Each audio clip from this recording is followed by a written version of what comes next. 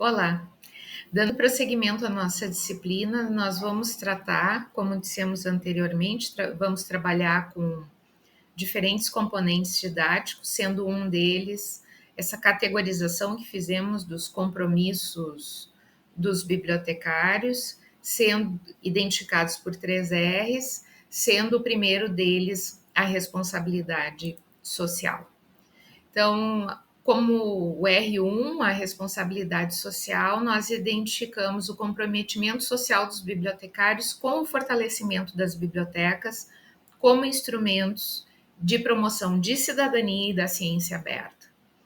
Isso ocorre pelo oferecimento de produtos e serviços para o acesso à informação, a promoção da leitura, a competência informacional, a inclusão digital e o combate à desinformação. Especificamente nesse vídeo, nós vamos tratar da dimensão cidadania da responsabilidade social. E faremos isso com base no conceito do Paulo Freire, um conceito muito importante que é o conceito da vocação ontológica, onde ele expressa essa relação com a nossa capacidade de conhecer e todo o nosso potencial a partir do desenvolvimento do conhecimento, mas que, por outro lado, é um potencial que não é individual, ele é um potencial coletivo. Ele depende da nossa compreensão do mundo, da nossa compreensão de nós mesmos, da nossa compreensão dos outros, porque, como seres sociais, nós dependemos uns dos outros para melhorar as nossas condições de vida e nosso potencial de realização. Então, ele tem uma citação muito conhecida, onde ele dizia que ninguém liberta ninguém, ninguém se liberta sozinho, os homens se libertam em comunhão. Então, para compreendermos a evolução das bibliotecas, nós precisamos compreender a evolução da tecnologia para acesso à informação. E para fazer isso, nós vamos tratar da evolução da tecnologia em períodos muito recentes, de forma bastante simples, com uma finalidade didática. Os elementos que nós vamos utilizar para fazer isso envolvem o volume de circulação de informações, a usabilidade dos sistemas digitais, a popularização do acesso aos dispositivos eletrônicos e a disponibilidade de sinal de internet. Assim, a gente consegue definir de forma simples cada uma dessas etapas. Então, a primeira etapa é o período que a gente identifica como analógico, que corresponde à imensa parte da história humana, e esse período é marcado pela circulação restrita de informações transmitidas por rádio, televisão, telefone, registradas em algum suporte físico, como papel, fita cassete, disco vinil, fita magnética ou película fotográfica. O outro período é o período digital pré-Google, que é marcado por um uso muito restrito da tecnologia, dos computadores, dos grandes computadores, entre as décadas de 1960 e 1970, e que passou a ficar um pouco mais popular no início dos anos 90.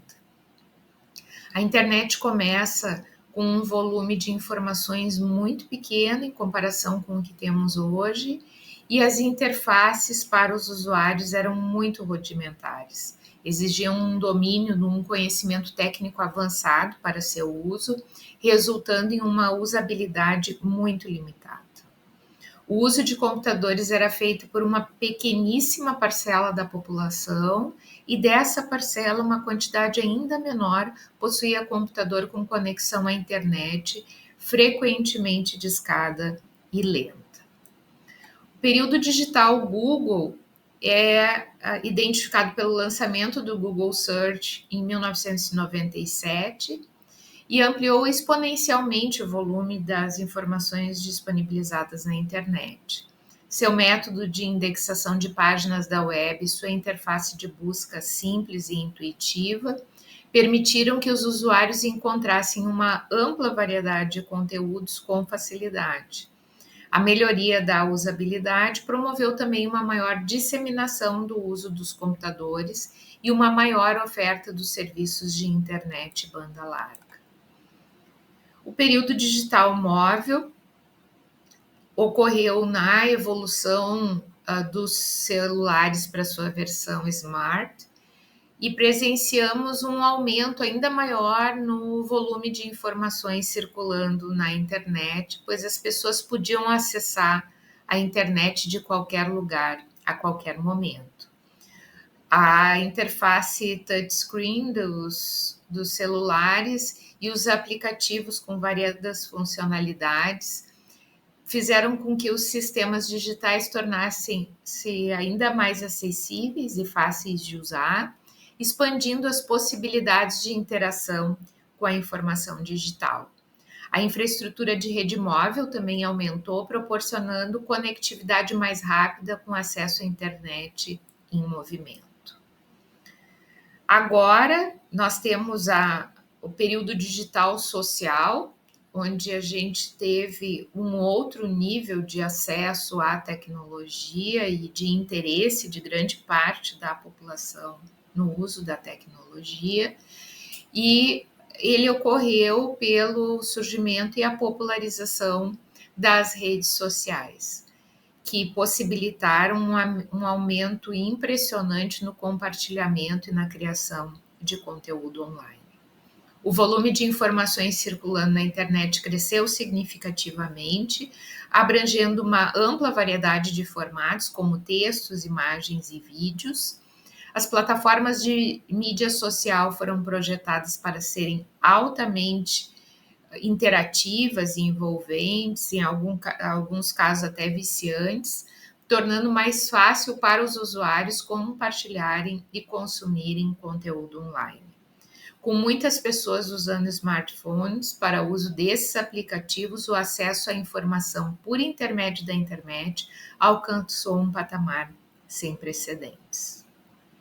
E atualmente vivemos o período digital da inteligência artificial, cuja tecnologia iniciou e tem um marco de desenvolvimento em 2010, mas ela começa a se transformar radicalmente com ferramentas que popularizam a inteligência artificial, como ferramentas como Siri, Alexa, Google Assistant, e sistemas de recomendação como os usados na Netflix e no Spotify.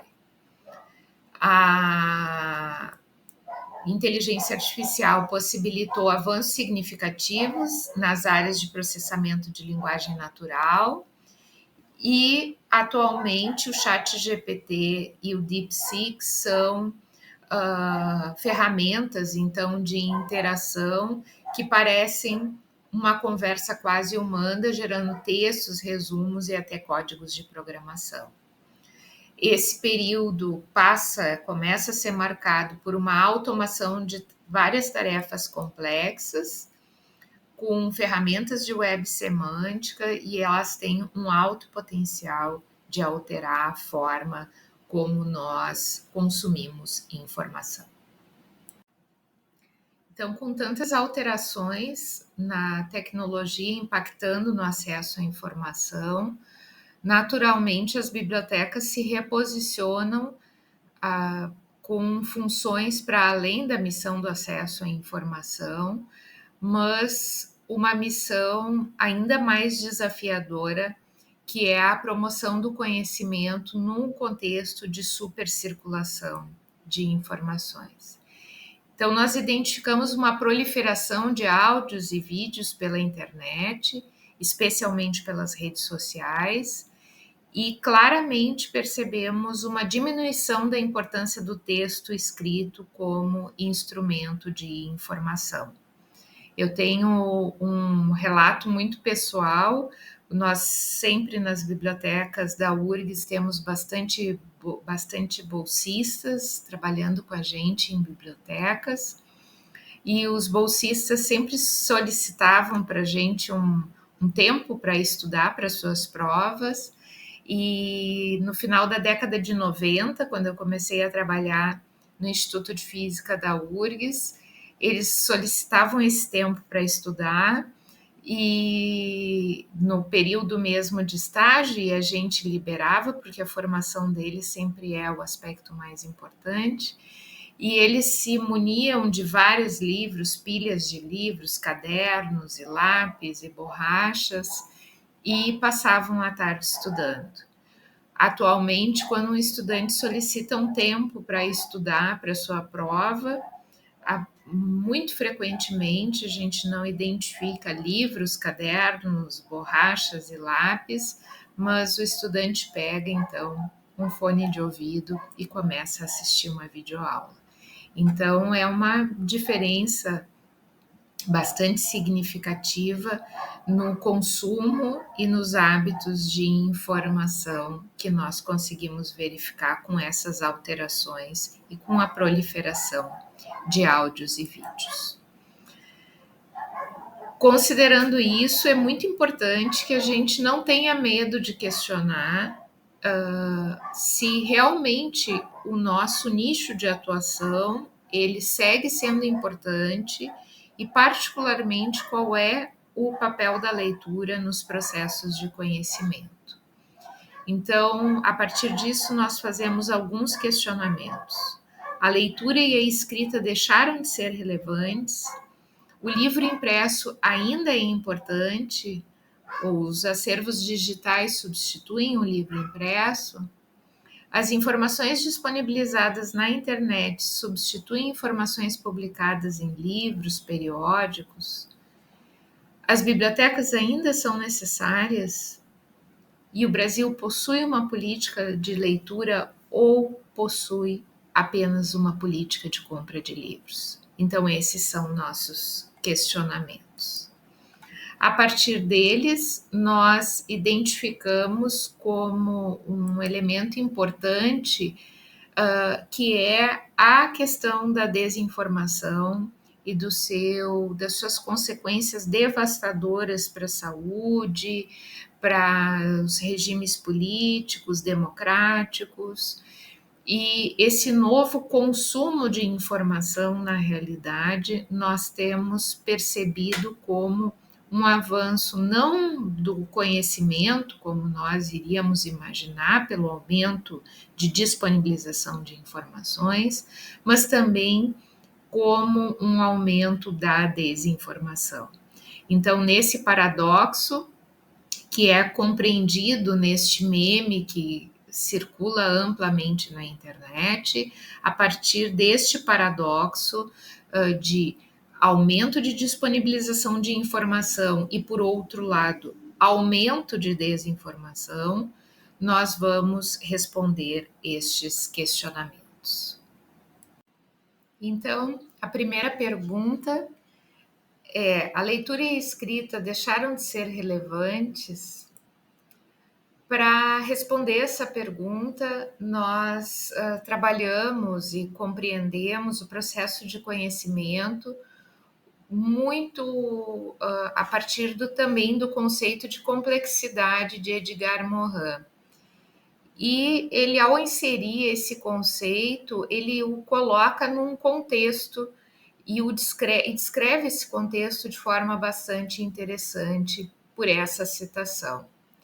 Adquirimos conhecimentos espantosos sobre o mundo físico, biológico, psicológico e sociológico. A ciência impõe cada vez mais métodos de verificação empírica e lógica.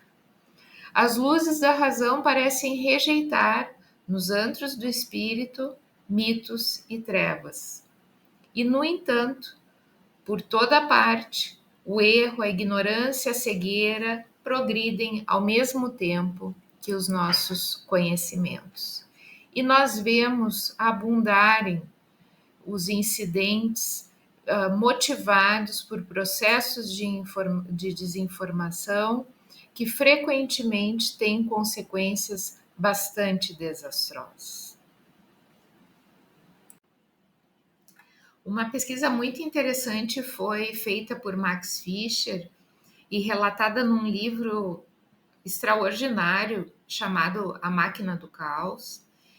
E num dos trechos ele relata as entrevistas que ele realizou com os responsáveis, parte da equipe responsável pelo processamento das denúncias de postagens que contêm informação falsa, conteúdo de ódio, conteúdo ilegal nas redes sociais. E a partir dessa pesquisa que ele realizou com os integrantes destas equipes, ele faz esse relato. Ao longo de alguns meses, em 2017 e 2018, eles notaram que as postagens estavam crescendo nos matizes de ódio, conspiração e extremismo. E perceberam que quanto mais incendiária era a postagem, mais a plataforma espalhava. Aquilo lhes pareceu um padrão, e um padrão que se desenrolava simultaneamente em dezenas de sociedades e idiomas que eles eram encarregados de supervisionar. Então, de acordo com essas informações de Max Fischer, nós percebemos que, contrariando todas as expectativas de popularização, de uso de plataformas digitais para propagação de informações que teriam um excelente potencial de aumentar o conhecimento público, começou a acontecer o contrário. E isso passou a acontecer exatamente porque essas informações carregadas de ódio, carregadas de desinformação, são altamente patrocinadas, ela tem um potencial de interesse público e, mesmo que faça mal, sendo lucrativa, as plataformas seguem disseminando. Mas é evidente que as plataformas digitais não são as únicas vilãs dessa história. Então, um aspecto central também nos processos de desinformação estão relacionadas com o negligenciamento dos sistemas educacionais para o estímulo da educação a partir da leitura. E isso se deve especificamente à importância dos neurônios da leitura nos processos de conhecimento. Então, uma série de evidências conectam os processos de desinformação com fatores como o nível de qualidade da escolarização, bem como com problemas de autoestima e saúde mental. Nós podemos discutir a origem psicológica ou educacional da questão, mas a leitura, a importância da leitura sempre tem surgido como um fator importante de solução para ambos. O ato de ler, ele desempenha um papel fundamental no desenvolvimento cognitivo, na formação de identidade e na capacidade de compreender e avaliar informações. Esses aspectos são profundamente desenvolvidos no livro Os Neurônios da Leitura, de Dani. Por outro lado, a leitura pode contribuir para a saúde mental e fornecer formas de refúgio, reflexão, autoconhecimento. Então, tanto na educação quanto na saúde, a leitura amplia a compreensão do mundo e amplia a capacidade de discernimento entre informações confiáveis, verdadeiras e informações falsas. Se nós tomarmos como referência os Objetivos de Desenvolvimento Sustentável da ONU, popularmente conhecido como Agenda 2030, nós temos um dos elementos a educação de qualidade. E ela está aí como um elemento bastante central para todos os demais, considerando que o nível de conhecimento de um indivíduo está exatamente, um dos aspectos centrais de todos os outros elementos da vida de uma pessoa. E dessa conjuntura, desta complexidade de análise entre condições e potencial de vida, de realização humana, está muito relacionada com o conceito de vocação ontológica do Paulo Freire. Então, ele coloca o indivíduo dentro de condições de existência e que, dependendo destas condições de existência, e nós podemos pegar todos os elementos que dividem a agenda, como erradicação da pobreza, a fome zero, saúde, acesso à moradia, acesso a emprego, todos esses elementos que garantem uma vida digna a um indivíduo, como sendo condições necessárias de humanização. Na inexistência dessas condições, há um processo de desumanização, e aquilo que diferencia o ser humano dos demais animais, que é a sua vocação para fazer mais, a sua capacidade de se desenvolver intelectualmente e, a partir daí, realizar uma série de projetos e contribuir para a sociedade de uma forma a garantir qualidade de vida para a maioria da população. Estes elementos dependem de condições, e entre essas condições está a educação de qualidade.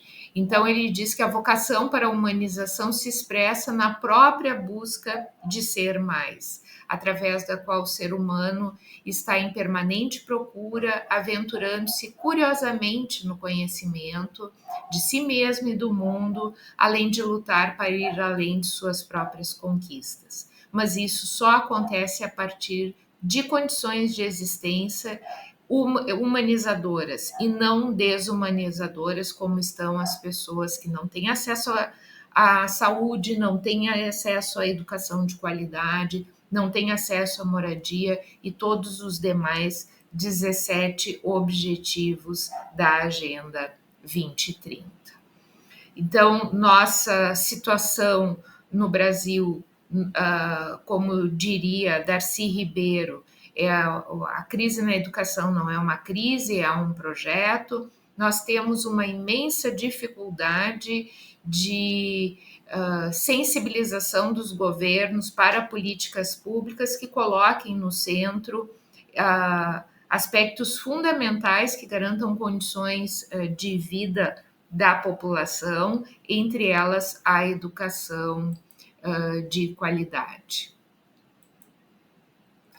O Brasil ocupa as piores posições no ranking de tanto de habilidades relacionadas à lógica e à matemática, quanto em relação a habilidades de escrita e de compreensão de texto, revelando as dificuldades pelas quais passam o nosso sistema educacional brasileiro ao longo de décadas. A segunda pergunta é se o livro impresso ainda é importante. E fazendo um parênteses, né? Se os acervos digitais substituem o livro impresso. Essa, na realidade, é uma das perguntas mais difíceis de responder. A gente vai retomá-la um pouquinho ali nos hábitos de leitura e nas dificuldades relacionadas com questões de orçamento e compra e escolha entre livro impresso e livro digital. A realidade é que a leitura digital ela é muito variada. Então, uma pessoa que lê no Kindle tem uma experiência, ou em outro e-reader tem uma experiência de leitura completamente diferente de uma pessoa que lê no celular, por exemplo, recebendo notificações a todo momento de WhatsApp e redes sociais, com um brilho excessivo que traz um conforto de leitura completamente diferente, e considerando aspectos geracionais que são centrais dentro deste processo, pessoas que foram educadas passaram por toda sua história de escolarização sem contato com o livro impresso, talvez tenham um menor apego ao livro impresso do que para a compreensão de informações do que uma pessoa que se alfabetizou e passou grande parte de sua vida iniciando seus estudos, tendo como instrumento central o texto impresso. Então, essas são diferenças básicas. Eu, particularmente, sou uma leitora de livros digitais e de livros impressos, e eu tenho hábitos muito peculiares, e imagino que cada um de vocês, se tivessem espaço para relatar, também relatariam hábitos muito diferentes. Quando eu estudo um livro, eu preciso deste livro impresso, porque por mais que seja possível fazer uma série de anotações no Kindle, a forma como eu acesso a essas anotações, o tipo de cores, de marcadores, de observações que eu faço, de canetas que eu uso. Existe uma variedade de recursos de destaque no texto e que eu posso identificar mesmo com um livro fechado, inclusive. A partir daí eu vou me localizando nas informações importantes. Isso não, por melhor que seja o conforto de leitura do Kindle, ele não tem exatamente um grande conforto em termos de leitura, de acesso às minhas anotações, considerando, por exemplo, os meus hábitos de leitura.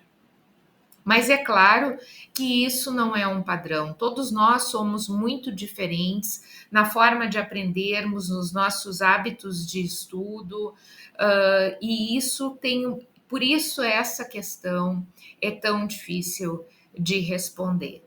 O fato é que, mesmo que nós definamos preferências distintas, isso também não significa algo determinante a respeito do conhecer.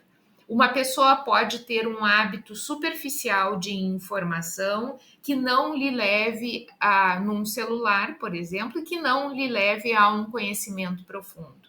Então, ela pode dizer, eu prefiro ler no celular, mas isso não quer dizer que ela tenha uma apropriação profunda do conhecimento. A comparação adequada se faz neste nível da apropriação profunda do conhecimento. Então, uma pessoa que tenha autodomínio da sua compreensão e das suas dificuldades de estudo, dos seus desafios de pesquisa, essa pessoa passa a analisar a sua compreensão e a sua facilidade de compreensão das informações e da aquisição de conhecimento a partir do uso de diferentes suportes.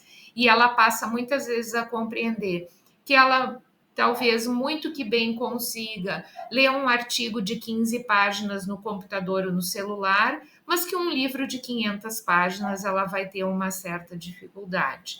Isso acontece porque o nosso processo de conhecimento, ele não é um processo linear, ele não é um processo simples.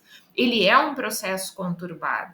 Nós muitas vezes trancamos em um certo momento, temos que parar, temos dificuldade, voltamos, precisamos ler um segundo autor para entender novamente um conceito, ler uma outra obra do mesmo autor para compreender. Ele é um processo muito tortuoso, ele não é um processo informativo simples, rápido, não é este aspecto que nós estamos tentando abordar quando falamos do desafio do conhecimento. Não é do acesso imediato a uma informação, que obviamente um celular e todas as informações disponibilizadas na internet possibilitam uma rapidez extraordinária, mas não necessariamente uma compreensão profunda. O indício mais próximo que nós temos da importância do livro impresso, não falo somente do livro digital e da leitura, mas do livro impresso, são estudos que têm fundamentado, principalmente nos países da Europa, que tem um alto nível de automação e digitalização do seu ensino, estudos que têm mostrado uma dificuldade das crianças de compreensão e de desenvolvimento de capacidade de leitura, de interpretação de texto, a partir de uso de computador, e um retrocesso, então, nestes processos de digitalização extensiva do ensino, para retornar a utilização dos materiais impressos para o desenvolvimento de habilidades básicas que posteriormente vão auxiliar na consolidação do conhecimento, no estudo da capacidade de pesquisa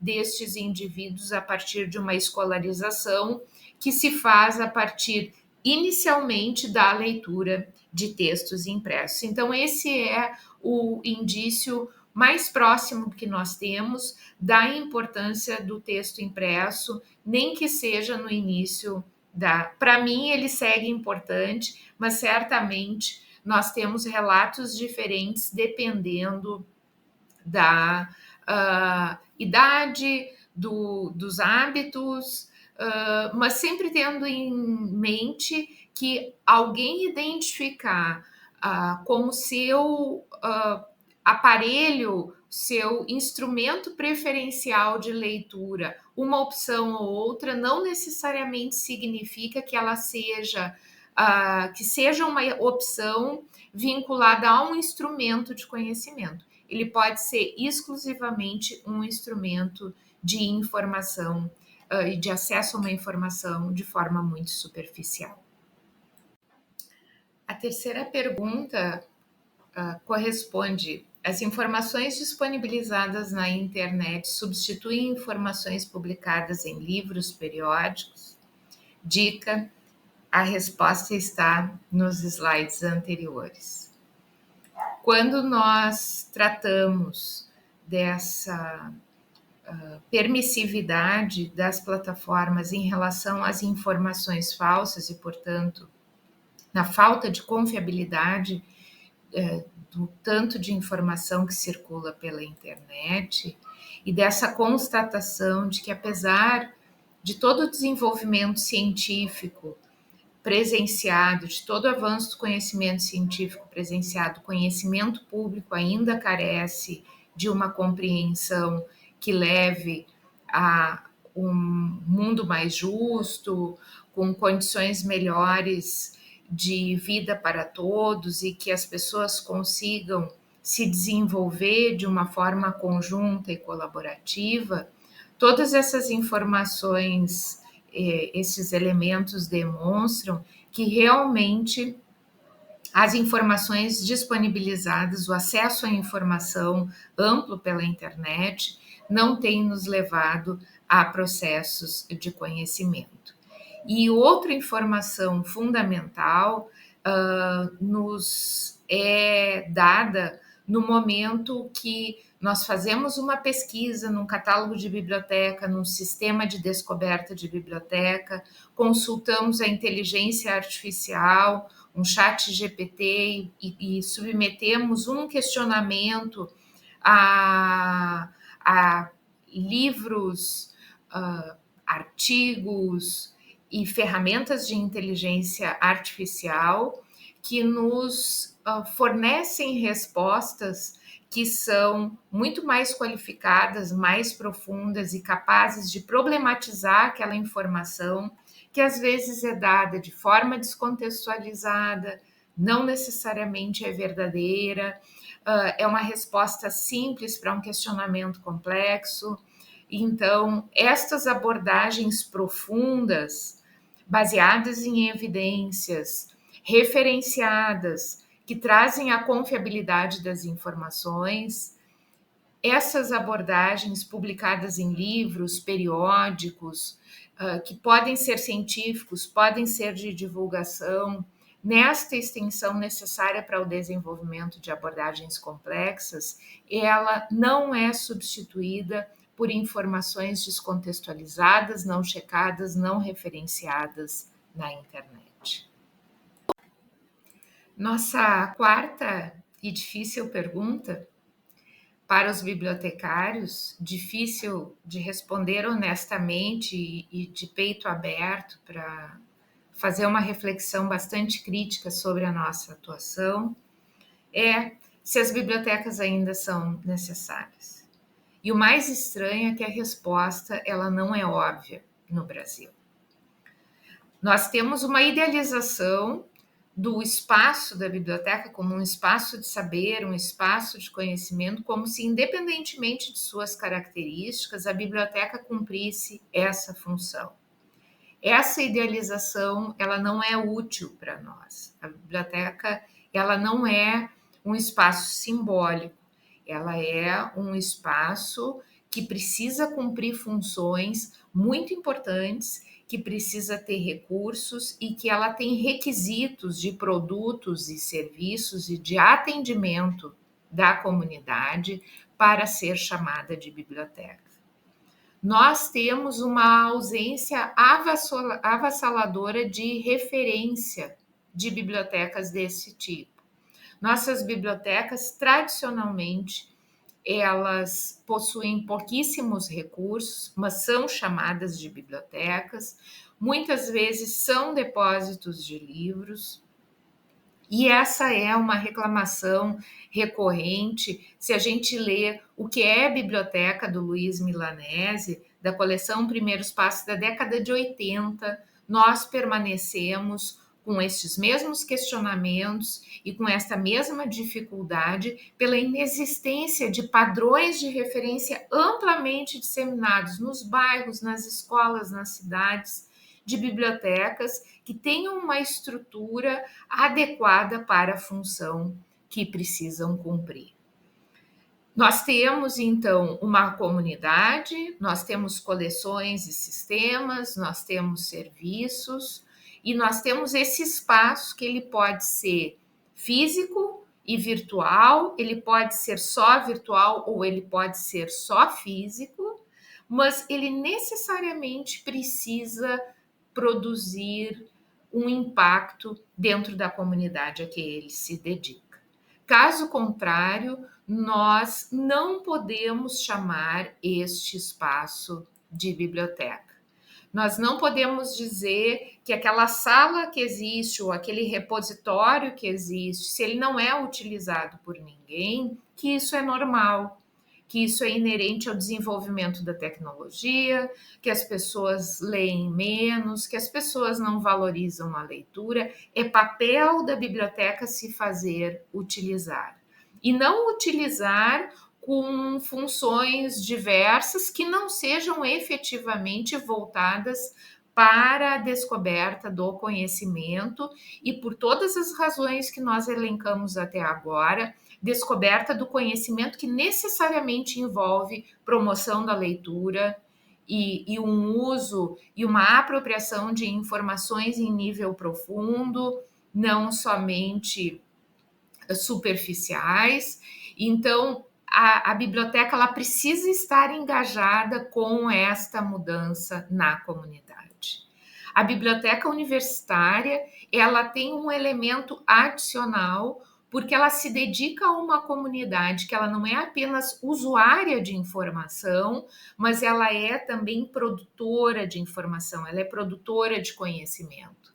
E por essa razão, a missão da biblioteca universitária, ela tem algumas peculiaridades voltadas para um uso da informação relacionado com a busca de evidência, de conhecimento baseado em evidência, que se relacione com técnicas de pesquisa, que se comunique de uma forma que permita uma produção referenciada, com confiabilidade, de uma informação e de hábitos de leitura e de estudo que tenham um compromisso com a confiabilidade das informações. As bibliotecas, elas não se dedicam apenas a uma busca superficial de respostas, mas a sua missão está vinculada e precisa estar comprometida com processos de compreensão, reflexão, imaginação, curiosidade, criatividade e muitas vezes transgressão, considerando essa consolidação de condições de existência tão injustas e de que o conhecimento e de que a ciência, que a educação e que a cultura, ela precisa estar necessariamente comprometida com uma melhoria das condições de existência de uma grande parte da população que tem sido excluída de boas condições e de acesso ao melhor que a ciência e a tecnologia têm produzido, e ela não consegue usufruir desses benefícios nas suas condições de vida. E a quinta e última pergunta é se o Brasil possui política de leitura ou possui política de compra de livros. Essa pergunta, ela se relaciona com a anterior, e se nós tivéssemos política de leitura, nós certamente teríamos política de bibliotecas e, portanto, saberíamos exatamente quais são os requisitos necessários de estrutura e de produtos e serviços de uma biblioteca. Quando nós temos política de leitura em um país, nós formamos pessoas que precisam urgentemente ter acesso a um conjunto diverso de publicações para satisfazer a sua curiosidade. E essa política de leitura e essas pessoas curiosas e essas pessoas que querem conhecer, elas conhecem os autores, elas conhecem as histórias, elas conhecem as referências e elas são fruto deste ambiente que necessariamente faz parte uma boa biblioteca. Nós temos atualmente, inclusive, uma aquisição bastante disseminada de plataformas digitais para uso, inclusive em escolas que têm uma infraestrutura precária de equipamentos, infraestrutura precária de conexão.